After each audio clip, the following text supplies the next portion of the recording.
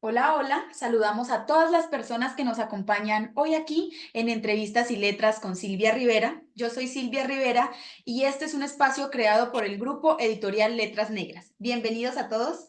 El día de hoy nos encontramos con el escritor Cosme Marulanda. Él es autor del libro Cinco narraciones intrascendentes y el día de hoy está aquí para hablar un poquito acerca de su obra que es publicada por el sello Palabra Herida del grupo editorial Letras Negras. Cosme, bienvenido. El espacio es todo tuyo. Gracias, muchos saludos para ti, para todos los que nos escuchan y muchas gracias a la editorial por la oportunidad de comunicarme con ustedes y cambiar algunas inquietudes, experiencias, etcétera, que pueden a otros. Bueno, muchísimas gracias a su merced por estar acá. A mí me gusta empezar este espacio de entrevistas hablando un poquito acerca de quién es el escritor. Entonces, para mí y para las personas que están viendo este en vivo, me gustaría que Cosme nos cuente un poquito de quién es, cómo llegó a las letras y cuál es su recorrido como escritor. No, yo realmente no tengo nada de escritor. Yo soy un ingeniero civil, nací en Salamina, Caldas, ciudad así de muchos escritores, poetas, llamada en alguna época es la ciudad de luz. Mm, Ejercí mi profesión siempre independiente en el sector independiente, nunca fui funcionario público. Trabajé en el área de la ingeniería en consultoría, en lo que sí ejercí funciones relativamente públicas. Fui como docente en la Universidad Nacional, sede de Manizales, Facultad de Ingeniería y Arquitectura, por más de 3 décadas, donde aprendí de mis alumnos muchísimo más de lo que ellos aprendieron de mí. Eso sí me dio mucha satisfacción. Llegar a escribir por impulso. El primer relato que aparece en el libro es de hace 4 décadas, por lo menos, es de los años 70. Lo que pasa fue que algún día vi en el diario local un, un concurso de cuento que para el sesquicentenario de Salamina, mi pueblo natal. Y entonces me dio el impulso de escribir algún cuento narrando algunas experiencias de mi infancia, de mi juventud, de mi adolescencia. Y al desgaire escribí ese primer relato. Lo mandé y me olvidé de él. Al tiempo resultó que había sido premiado, que la Violeta de Oro, y me sentí muy satisfecho. Y me sentí muchísimo más satisfecho después cuando me di cuenta de que el jurado estaba compuesto por Adel López Gómez, un gran cuentista y escritor caldense, el doctor Otto Morales Benítez, que ha escrito N libros o que escribió N libros, fue exministro como 1, 2 o 3 veces, y el gran poeta salamineño Daniel Echeverri. Entonces eso ya me produjo cierta satisfacción. Era un cuento escrito en máquina de escribir con papel carbón, de copia en papel carbón. Carlos Enrique Ruiz, gran pionero de la cultura, de las letras, de las artes, casado con una distinguida soprano, doña Livia, y fundador de la revista Aleph y muy conocido en el medio intelectual en la ciudad y en el país y en el exterior. Le pareció muy curioso que un ingeniero que daba su cátedra en la Universidad Nacional, estaba bien, escribiera cuentos y lo mandara a un concurso, hubiera sido premiado. Y me honró, me pidió el, el original del cuento. Entonces yo busqué una copia que tenía en papel carbón, máquina de escribir y papel carbón, se la entregué y me hizo el honor de publicarlo en su revista Ali, en la edición por ahí número 24, en los años 70, ni recuerdo. Si no hubiera sido por eso, ese cuento ya desaparecía. Tenía una copia de papel carbón y tampoco eh, ponía mucho interés al asunto. Era alguna curiosidad que había tenido algún día. Entonces, existía porque si había sido publicado en algo, si no hubiera desaparecido, no tenía el cuento por ninguna parte. Posteriormente, por impulsos, no porque fuera no soy realmente un escritor, y esa es realmente mi vocación. Me habría gustado haber estudiado filosofía y letras. Eso sí me hubiera gustado, me hubiera encantado. Y alguna vez fui y hablé con el rector de la universidad, le dije, ¿por qué yo quiero tal cosa? Soy docente aquí enseguida, doctor Delgadillo. Me dijo, sí, con mucho gusto, me encantaría, pero tráigame los exámenes de estado, que es una obligación. Entonces ya me ponía en la tarea de yo irme a presentar exámenes del IFES y deseché la idea. Me encantaba porque me parece que es la madre de todas las artes, de las ciencias, de la sabiduría, etcétera. Que la desdeñamos mucho, que no es rentable, que yo no sé qué, pero la despreciamos. Si quiere, le cuento una anécdota personal, si le parece. Sí, claro que sí. Personal, muy personal. Mi hermano, en los años 60 lo nombraron rector de la Universidad de Caldas. Entonces él llegó y dijo, bueno, aquí Facultad de Medicina, sí, es una escuela de medicina, medicina veterinaria, maravilloso, veterinaria para la agronomía, excelente, cosa, escuela de agronomía, tan cosa. Hay Instituto de Bellas Artes, me parece bastante bien, ¿no? Pero es cierto, dijo, pero esto no es una universidad. La universidad es donde está el pensamiento universal. Una universidad que no tenga facultad de filosofía y letras es un instituto de ciencias, un instituto de ciencias de la salud, es un instituto de ciencias agropecuarias. Ah, tenía también una escuela de derecho, de ciencias jurídicas, excelentes juristas. Eh, Llamar universidad a una institución educativa que tenía la madre de todas las ciencias, que es la filosofía, y fundó la Facultad de Filosofía y Letras de la Universidad de Caldas, donde fue decano un paisano mío, uno de los primeros decanos y gran filósofo, con discípulo mío, Rubén Sierra Mejía, gran filósofo especializado en Alemania, conocedor de Kierkegaard, de Engels, de Hegel, una autoridad que fue pues, muchas veces muy reconocido en Cuba. Termino la anécdota, me lleva alargando. No, me gusta mucho la anécdota porque aquí donde me ve, pues precisamente hago parte de la Facultad de Filosofía y Letras de la Universidad de Caldas. Ahí voy en mi camino para Ah, graduarme como filósofa, entonces me alegra mucho escuchar, no sé, que haya nostalgia por esta tarea que a veces es muy desmeritada y también muy difícil de abordar, me hace sentir conmovida. ven, qué coincidencia, me encanta. Bueno, después por impulsos escribí los otros relatos y de pronto escribí otros que se me perdieron. El que más me gustaba, que era uno que relataba las historias de los que llamamos bobos o locos del pueblo, de mi tierra, de Salamina. Era de esos personajes precisamente que en el interior de su alma no eran ni ningunos bobos ni ningunos locos, tenían una sabiduría interior. Y era un relato que a mí me encantaba, pero se me perdió cuando ya dejé el ejercicio profesional y los trasteos, en fin, se me perdió en algunos relatos. Después otros por impulso, en otras épocas escribí el otro cuento, en fin, los tenía por ahí. Algún día mi distinguida y linda esposa, mi niña, mi hija, me dijeron, publique sus cuentos. Mi esposa tiene un libro. Ella tiene su propio libro que se llama Reflexiones, con algunas cosas, gran lectora. Ambas son grandes lectoras, todas cosas que había tomado, que ha leído y toda cosa. Entonces la gente le preguntaba, ¿usted por qué me dijo alguna vez que las manos, que yo no sé qué, tal cosa? Entonces ella venía a buscar los apuntes, me decía, vea, esto lo escribió tal escritor en tal época, en tal libro, las manos que dan nunca estarán vacías, apunte, tal cosa, porque además gran consejero. Y eso es de cuidadito, etcétera, etcétera. Y entonces de tanta idas y subidas a buscar sus apuntes, dije, no, voy a sacar mi librito con mis reflexiones.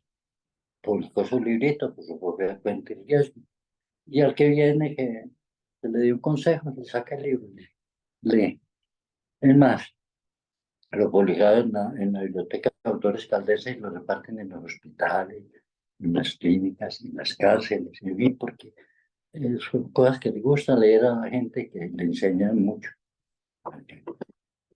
Entonces, dije, por ahí tengo uno, en Arep debe estar publicado el otro, ese no se ha perdido. Por ahí hay otro que se por molestar, uno que sigue en pandemia, pero voy a completar 5, que siquiera 5. Entonces empecé a escribir algo como reminiscencia, dije yo que soy de esta época, de sus entrevistados, soy el más veterano de todos los veteranos y lo seré mucho tiempo, tendré ese récord, creo. Entonces, mm, dije, bueno, falta uno por decir, pero es que como yo nací cuando lanzaron la primera bomba atómica, me acuerdo que mi mamá me decía que de niño, que era que esa bomba la habían tirado la habían lanzado para que se acabara la guerra. Y yo no entendía cómo para que se acabara una guerra tenían que tirar una bomba, si en mi percepción era al revés, que tirar una bomba y empezaba una guerra. Pero después, más tarde, cuando en mi pueblo hacían esas manifestaciones políticas y eso que llamaban peloteras, y era con dinamita en la plaza, dinamita, pura física. Entonces me decían, no, eso que suena tan duro es una cosa que inventó un señor que se llama Alfred Nobel. Y ese señor hizo unos premios y los entrega a la gente. Y hay uno que se llama el Premio de la Paz. Yo quedaba desde niño en la estupefacto. Dice, pero ¿cómo así? El Premio de la Paz. Sí, que lo regala el que inventó la dinamita, pensaba yo de niño, ¿verdad?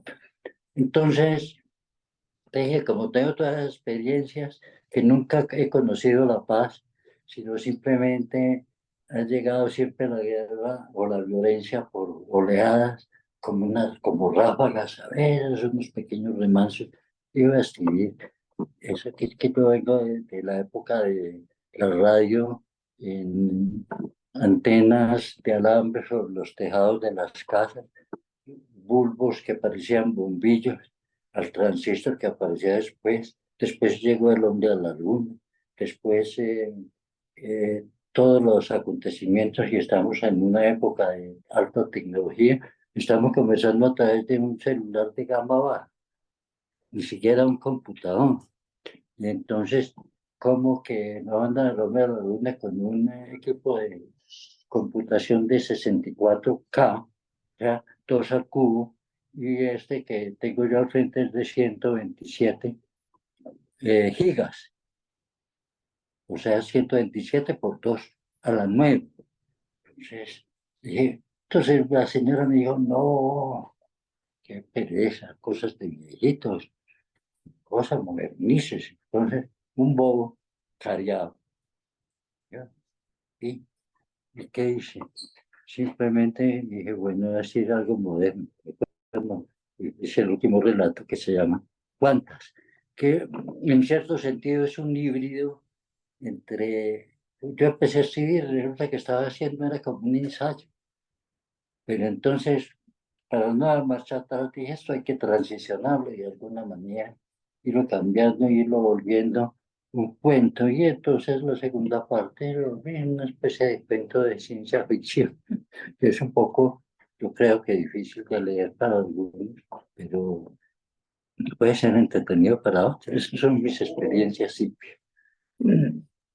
Pues yo creo que la escritura se resume en las experiencias de todos los que estamos ahí detrás del teclado, de el lápiz, tratando de contar cómo vemos el mundo. Entonces, pues las suyas o las mías, yo creo que siempre encuentran un lector por ahí que está dispuesto a escucharlas y creo que a mí en lo personal, claro, es una prosa difícil de leer algunos de los cuentos, pero precisamente no, no porque esté mal hecho, sino porque uno como persona más joven empezó a interactuar con una literatura mucho más mucho más sencilla de entender. Entonces yo digo, para todos hay lectores y leí los cuentos y entendí de qué se trataban, de a qué venían las historias. Si bien digo yo, no es mi prosa favorita, me gustaron mucho las historias, me gustó mucho ese paralelismo entre encontrarse palabras que no conocía, palabras que se usaban antes, ciertas cosas que se han ido perdiendo y que usted como que logra inmortalizar un momento del tiempo ahí, al menos, por ejemplo, el primer relato. Inmortalizas un momento, una forma de comunicarse, de expresarse y de ser en un pueblo de Caldas, y eso ya es muy difícil de conseguir porque tiene como la autenticidad de alguien que ya pasó por ahí. Y eso es muy chévere. Y creo yo que de eso se trata la escritura experimental, de decir cómo uno es y cómo se siente sin tener tanto miedo bueno, me van a leer o no. Soy yo y ya fue. Tengo mi libro. Sí, eso es que realmente es un estilo muy recocaldense o grecoquimbaya, como se llama, de mi época. Y entonces para la gente joven es difícil, yo creo, de leer porque están acostumbrados a otro estilo literario.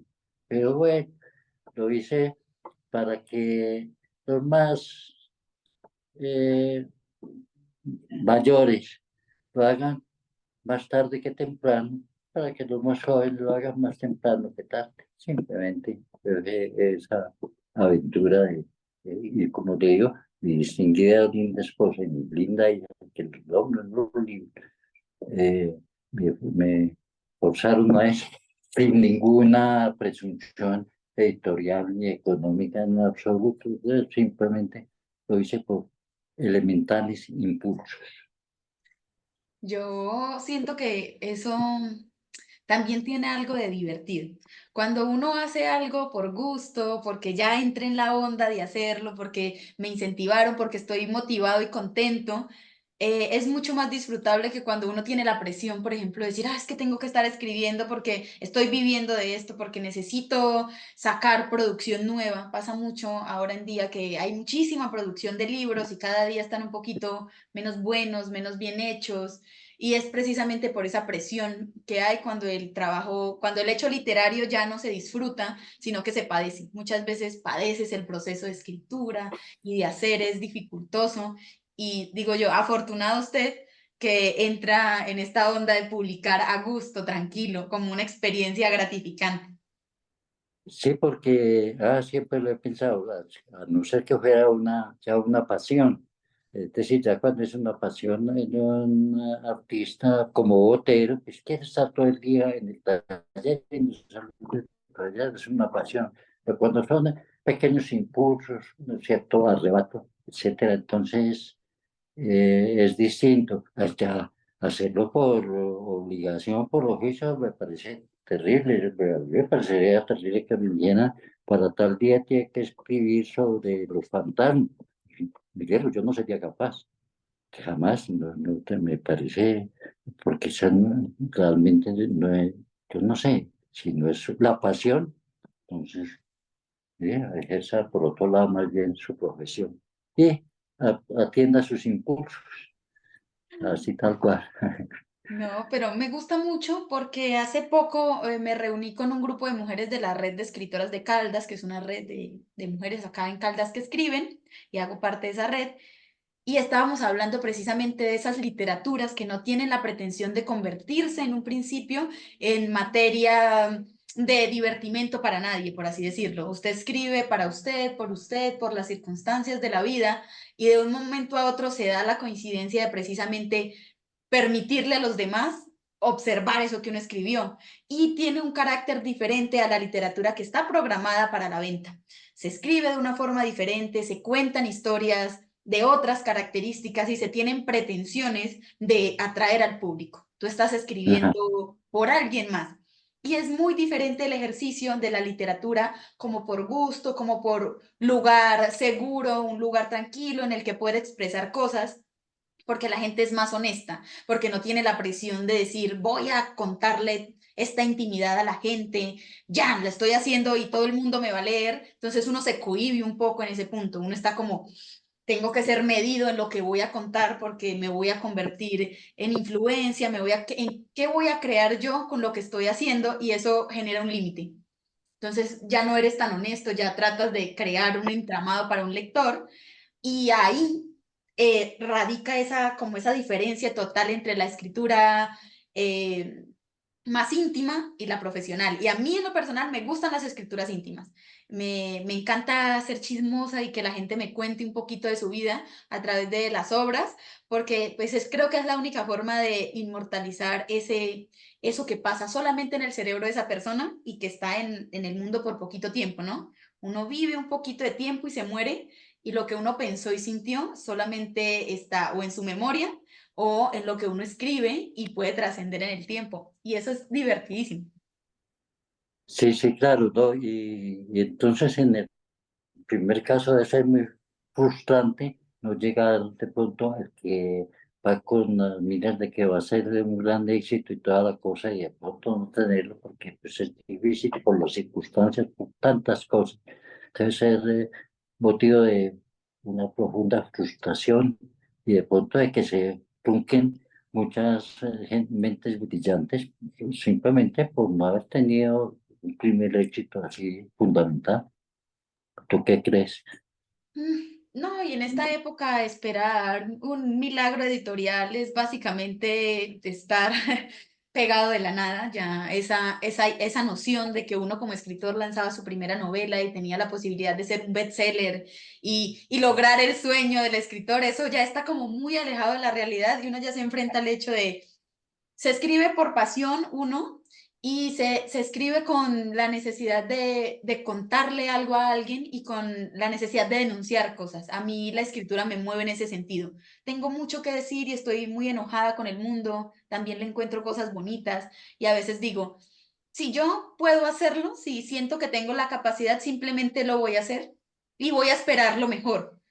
Si no pasa, siempre estoy pensando en otras maneras de solucionarme la vida, porque solo vivir de la escritura creo que ya no es algo confiable hoy en día. Creo que es muy poco probable que uno lo logre como en este mar de literaturas y de libros que están saliendo como tan rápido como encuentra una información en internet. Así se está volviendo la imprenta y la editorial, una cosa loca. Entonces competir con eso es un poco difícil, pero uno da la pelea.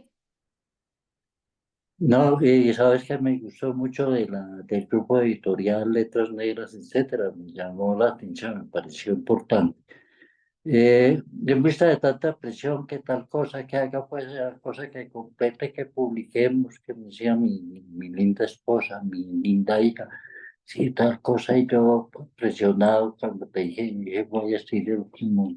Entonces, ya averigué a mi librero. Dije, ¿ahora qué hago pues para darle gusto a mi familia? Me recomendó Letras Negras, una cosa, me dio el número del teléfono, el que me gustó, me llamó la atención, pues ya les había dado gusto, y yo, "Bueno, vamos a llamar".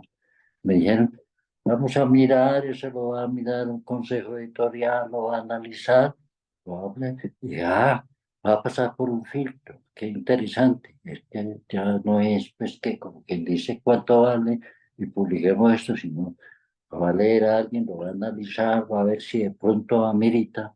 Me pareció serio y corrí ese riesgo. Riesgo no, me encantó. Y entonces tenía una disculpa. No lo aceptaron, entonces hasta aquí llegamos. La cosa no me gustó, no sirve, no le hacemos más tiempo a esto. Cosa pues por lo cual al grupo editorial lo felicito. Yo creo que así se hace, porque si tú miras en las páginas, en las redes sociales, aparece, publicamos un libro, manden su cosa, tal cosa, etcétera, está muy barato, la cosa.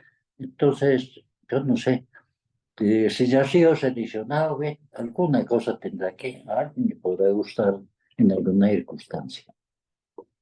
Claro, ¿no? Y conservar fragmentos de la historia que no están documentados en otro lado, que tal vez están documentados de otra forma, es lo que a veces procuramos desde el espacio editorial, ¿no? Como encontrar esas historias que uno sabe que con el tiempo van agarrando como la importancia que tienen. ¿sí? Poder encontrar a alguien que quiera escribir, ¿no? Y que quiera retratar otra época diferente a esta, porque es muy difícil uno decir, bueno, sabes que me voy a ir a retratar otra cosa en otro lado, simplemente en otro momento. No, todo el mundo está pegado a la tendencia, a lo nuevo. Quiero estar en lo más nuevo, en lo más innovado. El lenguaje tiene que ser tan rápido como las redes sociales y todos estamos en esa pelea. Que encontrarse en la literatura con una prosa que uno no acostumbra, que está un poco, ¿cómo le digo yo?, retratando Imbrico. una época y Ujú. jugando con algunas cosas, porque sí, en algunos relatos va acá con un lenguaje hablando de una cosa y se va convirtiendo acá ya en una historia más ficcionada, más narrada, más desde otra perspectiva. También hace parte de como de entender el valor de las obras. A veces no se trata tanto de la pretensión que tiene, sino de lo que hay debajo. A mí, yo hice un ejercicio de lectura y a mí me costó leerlo porque, claro, yo estoy leyendo a un ritmo aceleradísimo partiendo por ahí para este espacio y tu obra te detiene, no te tienes que parar porque tres renglones y uno como, esto tengo que irlo masticando poco a poco, pero se consolida. Tú vas entendiendo las aventuras, de qué se tratan, vas entendiendo los personajes, de qué te están hablando, la época, va entendiendo uno como la nostalgia que hay en las historias, porque encuentro nostalgia, encuentro que se habla de un momento que ya fue, de experiencias. Me encantó la historia en torno a los gitanos, es una experiencia que no tuve en la vida y que había escuchado ya en Gabriel García Márquez hablar un poco del camino de los gitanos, de cómo llegaban, y de cómo se establecían y cómo se veía, algo que yo ya no alcancé a ver y que tal vez lo he visto desde otras miradas, pero eso, va inmortalizando pequeñas cosas, maneras de hablar, la forma en que se expresan los hombres y las mujeres. A mí me parece curioso porque no tenemos acceso a ese lenguaje.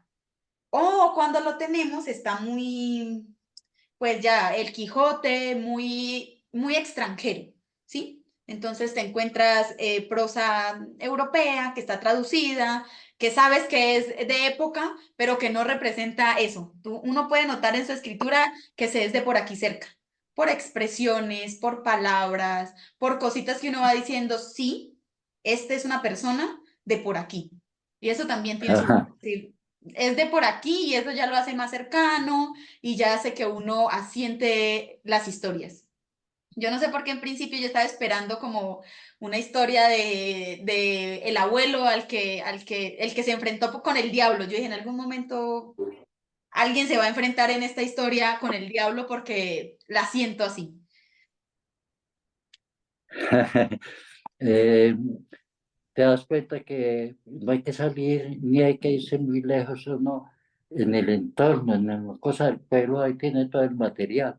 León Tolstoy decía, si tú pintas tu pueblo, tu entorno, estás pintando el mundo. Y eso es real, entonces no hay necesidad. Entonces yo apelo a las cosas de mi pueblo, a los huertos, a las abejas, a las flores, a la pólvora, a los manzanos, a los poetas de mi tierra. Yo no cito ninguno, todos los poetas. Hice una con base en un poema de Fernando Mejía, un gran poeta de mi pueblo, no muy conocido, pero poeta de ese tipo, poeleriano. Miguel Hernández, Vallejo, César Vallejo, a que cuando estuvo Pablo Neruda en Manizales en el Festival de Teatro, dijo que eso para él fue un gran honor. Dijo, no quiero entrevistas, no quiero foros, no quiero charlas, no me organicen nada. Simplemente yo voy a las presentaciones porque me hicieron me han jurado y estoy muy contento en Manizales, traje vino chileno. No quiero ver sino una sola persona que quiero conversar y lo quiero conocer, que es un poeta que se llama Fernando Mejía. Y pasó en tertulia con él todo ese tiempo y no quiso interactuar con nadie más, como anécdota, ¿no? Y entonces Como, yo cogí a esa elegía sin tiempo, que es toda bohemia, no, ya, pero es una bonita elegía. La voy transmutando y haciendo algo que es un poco apocalíptico, pero que son nuestras realidades.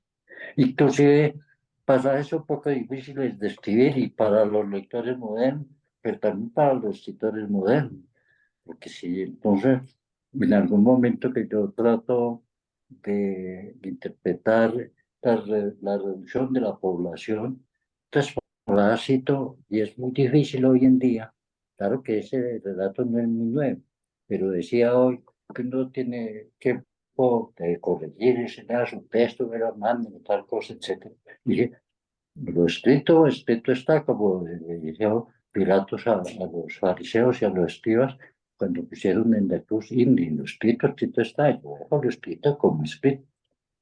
Entonces, a veces cito, dice, bueno, Lot y Gomorra, entonces ahora me van a caer, que es que yo soy una cosa homofóbica, cosa, etcétera, qué tal, Pascual, y es que hoy en día uno termina volviéndose un rorty, cosa, los famosos que cantos que tanto lo molestaron, tanto lo persiguieron los musulmanes, no, ¿cómo es que se llama? Los versos satán.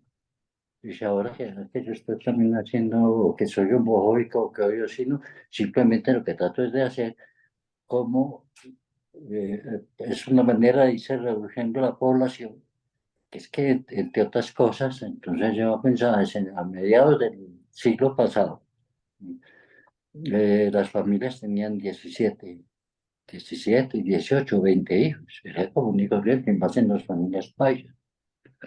Entonces, si fueran heterosexuales, los 17, los 18 se juntan, entonces se juntan, pongámoslo en promedio 15. En la otra generación, ya rápidamente, esos ya son 225, como casi que era lo que jugaba el señor Martos con el crecimiento poblacional. Entonces digo, simplemente ese estatus que no es nuevo, que es de antes. ¿Y yo por qué lo cito? Dice, porque es que la homosexualidad existe desde los tiempos antiguos, desde las épocas bíblicas, desde las épocas de Lot. Y simplemente lo que pasa es que en esa época era algo esotérico, con ese, o sea, oculto, reservado. Y hoy en día es algo exotérico, con X, o sea, común y corriente, cultural, reconocida, establecida, aceptado y promulgado y promovido inclusive con mucha fuerza. Por eso ese Anubis en ese momento dice con mucha fuerza y con mucha ironía, dice, me despido de todas, todos y todis. Dice, haciendo énfasis en la última sílaba. Eso es lo que quiero interpretar. Entonces digo, ahora quién me van a caer. Cuando fui a mandar tesis, ahora me van a decir que anticuado, antimoderno, homofóbico, perseguidor de las cosas, etcétera, etcétera. No, simplemente hay que pasar a los tiempos históricos para tratar de establecer, pues, que lo establezco yo en ese caso. Simplemente me invento un algoritmo, ese crecimiento que afortunadamente existe la población por cuestiones ambientales, etcétera, etcétera, irá disminuyendo su tasa de crecimiento, entre otras cosas, porque existe esta nueva tendencia que está promovida y creciendo. Mm, Pues ¿Cómo te parece? me parece bien, la verdad es que es bueno cuidarse, al menos en esta época, un poco de las palabras que uno usa, pero tampoco hay que tener miedo como que esta generación somos unos juzgones irracionales que estamos dispuestos a palear a todo el mundo por sus opiniones, porque como que tampoco se trata de ese extremo, ¿cierto? Se trata como de respetar que todo el mundo tiene la posibilidad de contar algo, pero en la medida en la que yo cuento, no estoy afectando directamente a nadie, ni estoy, no sé, de alguna manera generando un discurso de odio, uno es libre de hablar. Y yo creo que cuando usted tiene la intención de generar un discurso de odio, se nota en la forma en la que usted escribe. Se nota que Así usted no. está teniendo un sesgo ideológico con el que usted quiere tratar de dar un mensaje negativo. Y mientras uno sepa que el mensaje que uno está mandando es histórico, es de hablar de cómo era el mundo, la diferencia se nota y uno como lector puede discernir entre esas dos situaciones y divinamente puede hacer una lectura en la que no implique ningún tipo de contraataque, pues, para una opinión, digamos, polémica.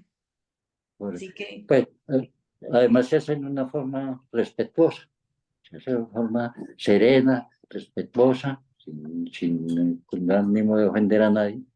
Y también para buenos entendedores, se entiende que tú eres una excelente lectora, además que fue un oficio bastante duro, excelente lectora, y entonces, pero de todas maneras a uno siempre le quedan las cosas, pero lo escrito está, y ahí se quedó como está. Sí, no. eso ahí todos diferimos un poquito porque yo soy de la que piensa lo escrito, escrito está, pero uno copia y corta y borra y lo escrito dejó de estar escrito en un chasquido. Pero entiendo perfectamente a qué se refiere con esta idea de, bueno, lo escrito, escrito está, lo que tenemos para decir y queremos decir va a permanecer de alguna manera. Entonces, usted tranquilo que aquí estamos en un espacio neutral, aquí estamos tranquilos, no vamos a atacar a nadie por el momento.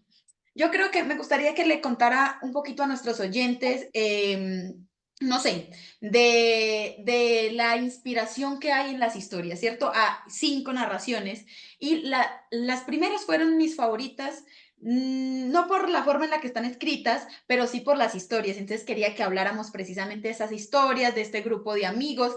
Noté que al menos en esa primera historia está un poco marcada una idea un poco esotérica, ¿sí? Acá se juega un poquito con la idea de la gitana, la magia, los astros.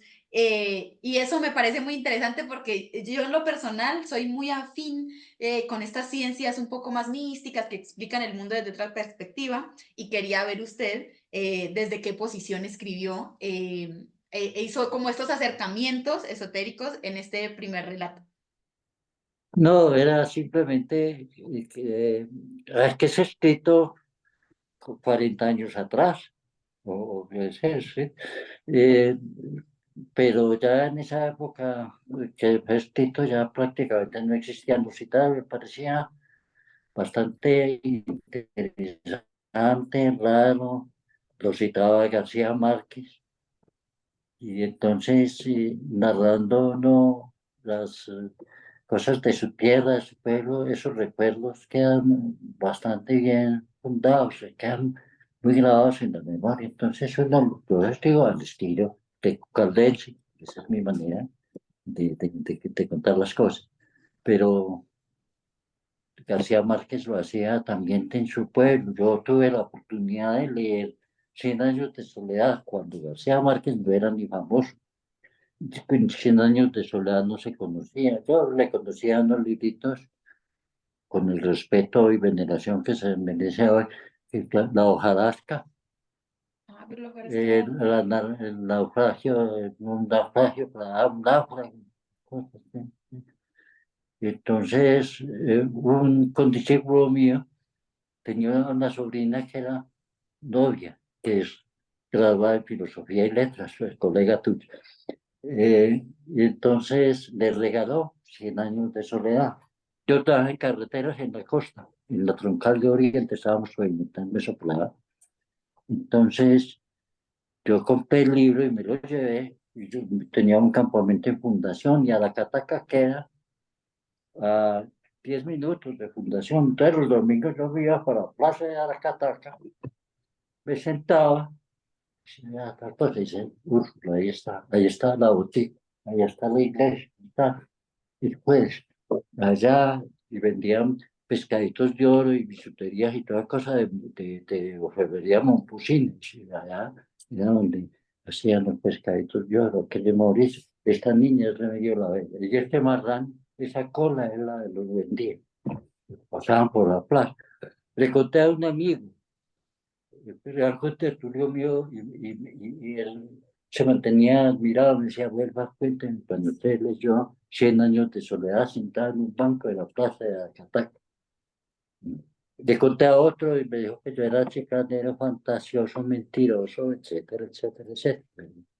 Pero realmente, ¿qué estaba contando? Es que lo real, el realismo, esos huevos de avestruz, que son cantos rodados, que bajan de la Sierra Nevada y una roca cuarcítica, son así, ¿verdad?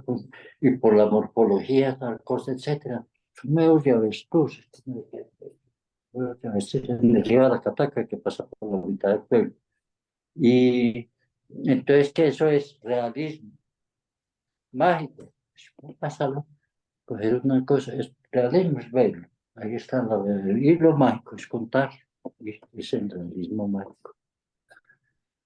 Que una corriente bellísima. Creo que el realismo mágico para mí fue una corriente que ahora ya no la sigo tanto, siendo honesta, yo ya como que me he vuelto Más de moderno. otros lados, verdaderamente, pero sí tiene ese poder de retratar cosas de aquí, de Latinoamérica, muy bellas, que solamente uno cree y que solamente se vuelven mágicas cuando salen de la realidad y se ponen en las palabras, como ese mundo ritual en el que vivimos, la esencia de las personas que están atravesadas por toda una noción mágica y que viven pensando que las nociones mágicas hacen parte de la vida, a diferencia de otros que están ya, digamos, en un ambiente mucho más cientificista y ya todos pensamos que creemos en la ciencia con los ojos cerrados como la madre de todo el mundo que conocemos, pero Gabriel García Márquez y toda esta corriente del boom latinoamericano rescata eso, el poder de la interpretación del mundo que hay en Latinoamérica, que es diferente, que es rarita y que es chévere. Y creo que eso tienen esas literaturas. Las literaturas extrañas tienen un lugar en el mundo porque nos permiten tener una visión de él que uno no es capaz de tener en el cotidiano, pues porque está sumergido en el cotidiano. Y es Correcto, así es. Y entonces cada cosa tiene sus lectores. Me imagino, en tu caso, te gusta llamar la literatura, llamémosla moderna, o de la gente más.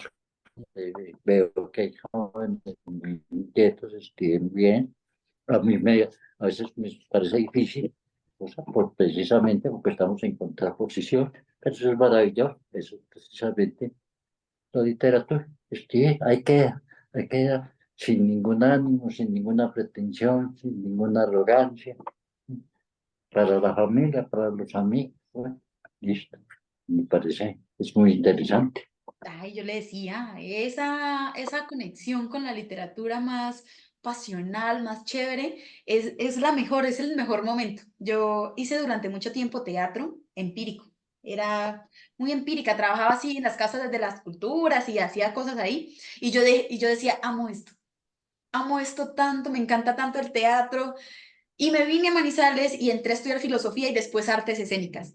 Y cuando empecé a ¿Tú de estudiar dónde artes eres? escénicas, cuando empecé a estudiar artes escénicas, poco a poco se fue marchitando mi amor genuino por el teatro.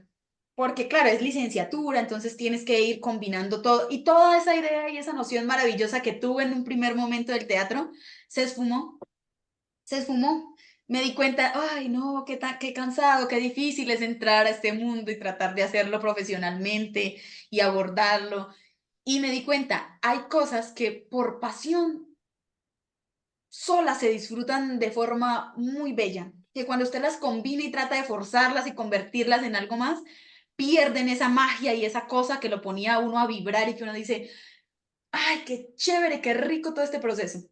Entonces, a veces si Así es. uno se siente cómodo y feliz con lo que logró y siente que va a ser una carga mental muy difícil volver a embarcarse en toda esta tarea, ya por presión, disfrute de tener su obra escrita, de compartirlo con sus amigos, con su familia, con los conocidos, conmigo, y siéntase muy orgulloso porque entre pensar hacer un libro y que el libro salga, hay un trecho muy ancho y no todo el mundo, al menos en Muchas este gracias. continente, lo logra. Entonces, Sí, perfecto, me parece. Muchas gracias por tus palabras, por la oportunidad de intercambiar ideas. Y no, bueno, muchísimas ahí gracias a estamos usted. siempre a disposición. Bueno, no sé si su merced tiene libros del tiraje o para vender, por ejemplo, en Salamina. No ha salido una, debe estar por salir. Sí, la editorial en estos días ya los debe entregar, realmente no han salido. Yo tengo pedidos de los amigos, en fin, etcétera, y estoy a la espera de ellos. Pronto llegarán, si Dios Ah, quiere. bueno. Me advirtieron, eso causa mucha, la editora me dijo tal cosa, etcétera, se demora tanto tiempo, eso causa mucha ansiedad. Y dije, ya, pero me dijo ya la ansiedad, dijimos, si algún día, todos los días son distintos, algún día vendrá la sorpresa, a veces espero aquí en la puerta de mi casa la sorpresa, llegar los libros. Yo vibro para que le lleguen, pero aquí a todos los lectores también apenas salga se puede conseguir en la página oficial del Grupo Editorial Letras Negras. Todos los libros siempre están en formato, en la plataforma para que usted los pida por internet. Ya les estaré avisando yo cuando ya está listo el tiraje. Bueno, muchas gracias, Silvia. Encantada de Muchísimas gracias. conocerte y muchas gracias por esta oportunidad. Bueno, muchísimas gracias a todas las personas que nos acompañaron hoy Y aquí en a, Entrevistas y Letras. No olviden que este es un espacio creado por el Grupo Editorial Letras Negras y que bendita sea la literatura. adiós.